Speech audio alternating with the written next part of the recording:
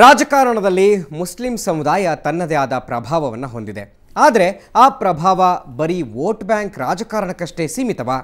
ಸ್ಥಾನಮಾನ ಗಳಿಸುವಲ್ಲಿ ಸಮುದಾಯ ವಿಫಲವಾಗ್ತಾ ಇದೆಯಾ? ಇಂತಹದ್ದೊಂದು ಮಾತು ರಾಜಕಾರಣದ ಪಡಸಾಲೆಗಳಲ್ಲಿ ಉದ್ಭವಿಸಿದೆ. ಈ ಪ್ರಶ್ನೆಗೆ ಉತ್ತರ ಹುಡುಕುವ ಪ್ರಯತ್ನವೇ ಈ ವಿಶೇಷ ಕಾರ್ಯಕ್ರಮ ಮುಸ್ಲಿಂ ರಾಜಕಾರಣ ಒಂದು ಅವಲೋಕನ. ನಾನು ಗುರುಪ್ರಸಾದ್.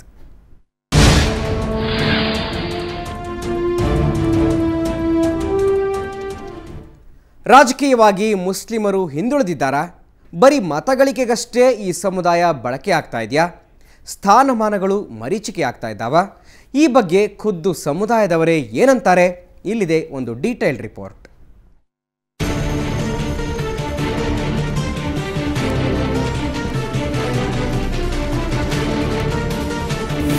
ರಾಜಕೀಯವಾಗಿ ಮುಸ್ಲಿಮರು ಅಂದರೆ ಏನೋ ಒಂಥರ ಅಸಡ್ಡೆ, ತಿರಸ್ಕಾರ ಭಾವನೆ.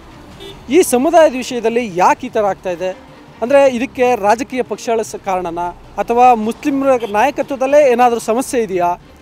ಒಟ್ಟಾರೆ ಈ ಸಮುದಾಯ ಎದುರಿಸ್ತಿರುವ ಸಮಸ್ಯೆಗಳೇನು, ಅದಕ್ಕೆ ಪರಿಹಾರ ಏನು, ಡೀಟೇಲ್ಸ್ನ ಈ ಒಂದು ಸಮಗ್ರ ವರದಿ ಮುಖಾಂತರ ನೋಡೋಣ.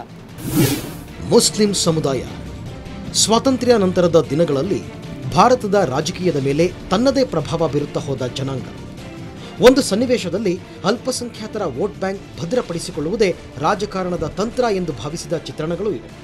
ಆದರೆ ಈ ಸಮುದಾಯವನ್ನು ಬರೀ ಮತಗಳಿಕೆಯ ಲಾಭಕ್ಕಷ್ಟೇ ಬಳಸಿಕೊಳ್ಳಲಾಗ್ತಾ ಇದೆ. ಸ್ಥಾನಮಾನದ ವಿಚಾರ ಬಂದಾಗ ಮತ್ತದೇ ಈಡೇರದ ಕನಸುಗಳೇ ಕಣ್ಣ ಮುಂದೆ ನಿಲ್ಲುತ್ತವೆ ಅನ್ನೋ ಅಭಿಪ್ರಾಯ ಈ ಸಮುದಾಯದ ಮುಖಂಡರದ್ದು. ಈ ಟ್ರೆಂಡ್ ಏನಿದೆ, ಒಂದು ರೀತಿಯ ಟ್ರೆಂಡ್, ಅದು ಬಹಳ ಡೇಂಜರಸ್ ಟ್ರೆಂಡ್.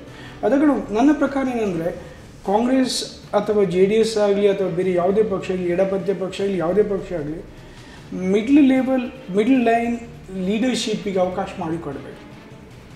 ಇವರೊಟ್ಟಿಗೆ ಯಾರು ಹಿರಿಯ ನಾಯಕರೇನಿದ್ದಾರೆ, ಜಾಫರ್ ಶರೀಫ್ ಇರ್ಬೋದು ಅಥವಾ ಬೇರೆಯವ್ರು ಇರ್ಬೋದು, ಅವರೊಟ್ಟಿಗೆ ಅವರ ಸಮವಾಗಿ ಕೂಡ ಮಿಡ್ಲ್ ಲೆವೆಲ್ನ ನಾಯಕತ್ವರಿಗೆ ಅವಕಾಶ ಮಾಡಬೇಕು. ಯಾಕಂದ್ರೆ ನೀವು ಒಂದು ವೇಳೆ ಅವಕಾಶ ಕೊಡದೇ ಇದ್ದರೆ ಅವರು ನಿಮ್ಮ ಕೈ ತಪ್ಪಿ ಹೋಗ್ತಾರೆ.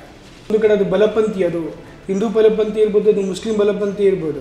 ಇದೆರಡೂ ಕೂಡ ಡೇಂಜರಸ್ ಟ್ರೆಂಡುಗಳು. ಆ ಎರಡೂ ಬಲಪಂಥಿ ಟ್ರೆಂಡುಗಳನ್ನು ನೀವು ನಿಲ್ಲಿಸಬೇಕಾದ್ರೆ ಅಥವಾ ಅದಕ್ಕೆ ಒಂದು ಅಡೆತಡೆಗಳನ್ನು ಹಾಕಬೇಕಾದ್ರೆ ನೀವು ಮಿಡ್ಲ್ ಲೆವೆಲ್ನ ನಾಯಕತ್ವಕ್ಕೆ ಮಹತ್ವವನ್ನು ಕೊಡಲೇಬೇಕು ಮತ್ತು ಅದನ್ನು ರೆಕಗ್ನೈಸ್ ಮಾಡಬೇಕು.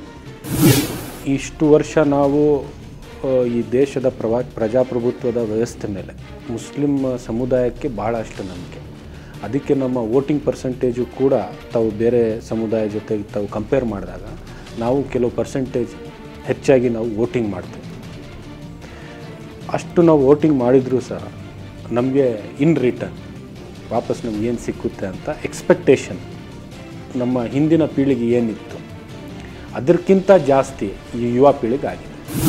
ರಾಜ್ಯದಲ್ಲಿ ಬಹುಶಃ ಕರ್ನಾಟಕದಲ್ಲಿ ಲಿಂಗಾಯತರು, ಒಕ್ಕಲಿಗರು ಮತ್ತು ಮುಸಲ್ಮಾನರು ಈಕ್ವಲ್, ಅಂದರೆ ಒಕ್ಕಲಿಗರು ಮುಸಲ್ಮಾನ್ ಆಲ್ಮೋಸ್ಟ್ ಒಂದು 1% ಆ ಕಡೆ ಈ ಕಡೆಯಲ್ಲಿ ಇದ್ದೀವಿ ನಾವು. ಆದರೆ ಅಧಿಕಾರ ಬರುವಾಗ ಆಗಲಿ, ಅಧಿಕಾರ ತಗೊಳ್ಳುವಾಗ ಆಗಲಿ, ಅಧಿಕಾರ ಕೊಡುವಾಗಲಾಗಲಿ ನಮ್ಮ ಸಮಾಜಕ್ಕೆ ಏನು ಕೊಡ್ತಾ ಇದ್ದಾರೆ? ಸೊ ನಾವು ಮೇಯ್ನ್ ಕೋರ್ಸ್ ಫುಡ್ಡಲ್ಲಿ ಉಪ್ಪಿನಕಾಯಿ ಥರ ಇದ್ದೀವಿ.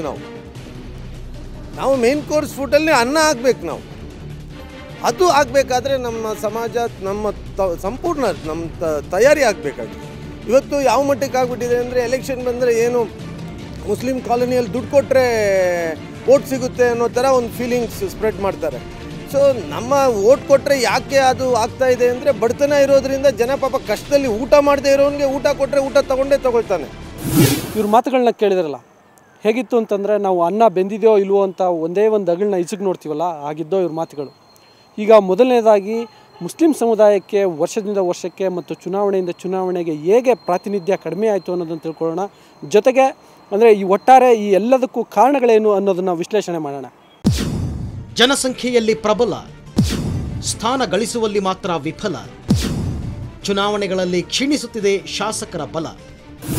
1951ರಲ್ಲಿ ರಾಜ್ಯದ ಒಟ್ಟು ಜನಸಂಖ್ಯೆಯಲ್ಲಿ 9.8% ಮುಸ್ಲಿಮರಿದ್ದರು. 2001ರ ಜನಗಣತಿ ಪ್ರಕಾರ 12.23%. ಅಂದರೆ ಹತ್ತಿರ ರಾಜ್ಯದ 3ನೇ ಸಮುದಾಯವಾದ ಕುರುಬ ಜನಾಂಗದಷ್ಟು. ಸಮುದಾಯದ ಜನಸಂಖ್ಯೆಯಲ್ಲಿ ಪ್ರಬಲವಾಗಿದ್ದರೂ ಸ್ಥಾನಮಾನ ಪಡೆಯೋದರಲ್ಲಿ ಮುಸ್ಲಿಮರು ವಿಫಲವಾಗ್ತಿದ್ದಾರೆ. ಚುನಾವಣೆಯಿಂದ ಚುನಾವಣೆಗೆ ಆಯ್ಕೆ ಆಗ್ತಿರೋ ಶಾಸಕರ ಸಂಖ್ಯೆ ಕಡಿಮೆ ಆಗ್ತಾ ಇದೆ. 1978ರಲ್ಲಿ ದೇವರಾಜ ಅರಸು ಮುಖ್ಯಮಂತ್ರಿಯಾಗಿದ್ದಾಗ 15 ಶಾಸಕರಿದ್ದರು. ಅದಾದ ಮೇಲೆ 1983ರಲ್ಲಿ 2, 1985ರಲ್ಲಿ 8 ಶಾಸಕರು, 1989ರಲ್ಲಿ 11 ಶಾಸಕರು, 1994ರಲ್ಲಿ 4 ಶಾಸಕರು, 1999ರಲ್ಲಿ 12 ಶಾಸಕರು, 2004ರಲ್ಲಿ 6 ಶಾಸಕರು ಇದ್ದರು. ಆಗ ಎಸ್.ಎಂ. ಕೃಷ್ಣ ಸಂಪುಟದಲ್ಲಿ 5 ಜನ ಮುಸ್ಲಿಂ ಮಂತ್ರಿಗಳು ಇದ್ದರು. ಆದರೆ 2008ರ ಚುನಾವಣೆಯಲ್ಲಿ ಆಯ್ಕೆಯಾದ ಮುಸ್ಲಿಂ ಶಾಸಕರ ಸಂಖ್ಯೆ 8.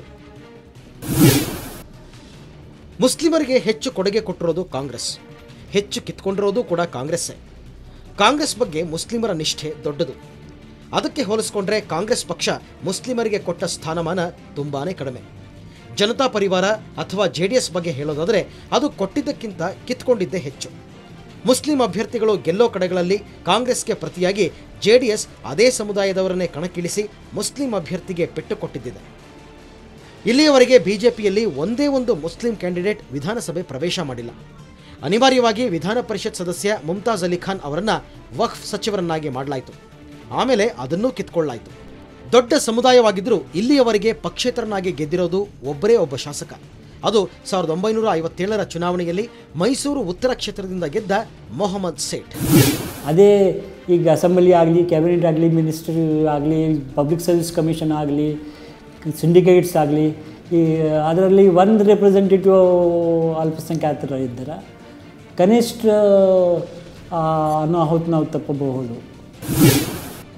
ಒಟ್ಟಾರೆ ಮುಸ್ಲಿಂ ಸಮುದಾಯ ರಾಜ್ಯದ ಪ್ರಮುಖ ವರ್ಗವಾಗಿದ್ದರೂ ಪ್ರಾಮುಖ್ಯತೆ ಸಿಗ್ತಿಲ್ಲ.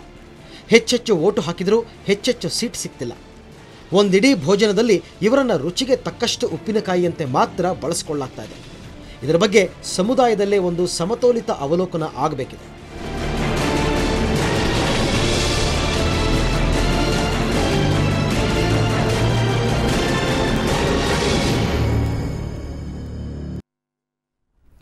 ಇಷ್ಟೊತ್ತು ಮುಸ್ಲಿಂ ಸಮುದಾಯದ ಪ್ರಾತಿನಿಧ್ಯ ಹೇಗೆ ಕಡಿಮೆ ಆಗಿದೆ ಅಂತ ನೋಡಿದ್ರಿ. ಮುಂದೆ ಇದಕ್ಕಿರೋ ಪ್ರಮುಖ ಸಮಸ್ಯೆಗಳೇನು ಅಂತ ತಿಳ್ಕೊಳ್ಳೋಣ. ಅದಕ್ಕೂ ಮುನ್ನ ಒಂದು ಚಿಕ್ಕ ಬ್ರೇಕ್.